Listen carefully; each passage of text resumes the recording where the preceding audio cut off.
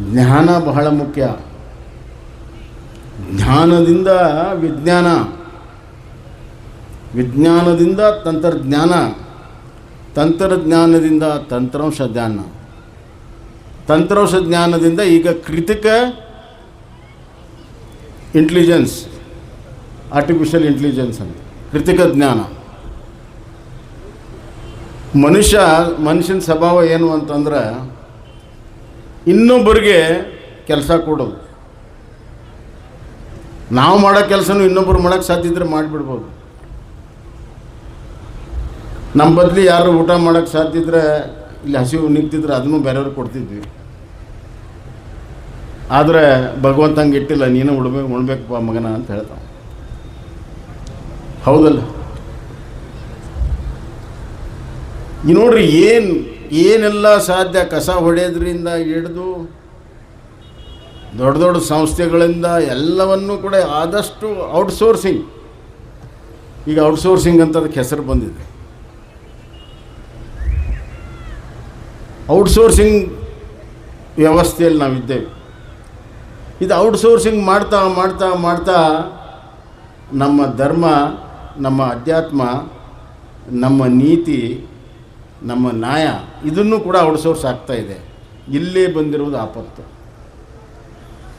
ಜಾಗತೀಕರಣ, ಉದಾರೀಕರಣ, ಖಾಸಗೀಕರಣ.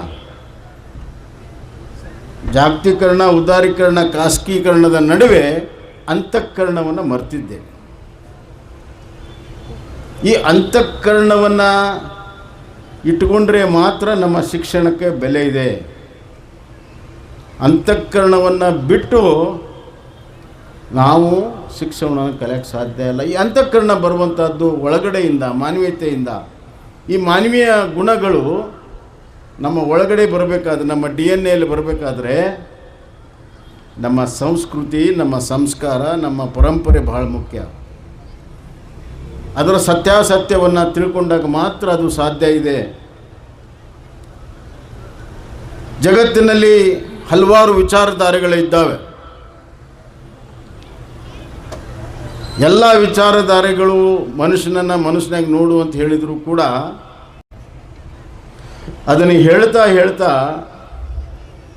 ಹಲವಾರು ವಿಚಾರಧಾರೆಗಳು ಹುಟ್ಟಿರುವಂಥದ್ದು ಬೇರೆ ಬೇರೆಯ ಪ್ರಸಂಗ, ಬೇರೆ ಬೇರೆಯ ರೀತಿಯಲ್ಲಿ.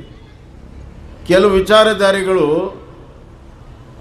ಎಷ್ಟರ ಮಟ್ಟಿಗೆ ಇದ್ದಾವಂತಂದರೆ, ನೀನು ಹುಟ್ಟಿರುವುದೇ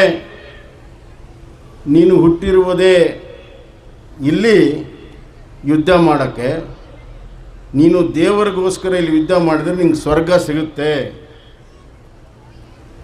ಅನ್ನುವಂಥ ತಳಹದಿಯ ಮೇಲೆ ಆ ಎಲ್ಲ ವಿಚಾರಧಾರೆಗಳು ಇದ್ದರೆ ಶಾಂತಿ ಎಲ್ಲಿಂದ ಬರೋಕ್ಕೆ ಸಾಧ್ಯ? ದೇವರ ಹೆಸರಿನಲ್ಲಿಯೇ ಇವತ್ತು ಭಯೋತ್ಪಾದನೆ ದೇಶದ ತುಂಬ ಇದೆ.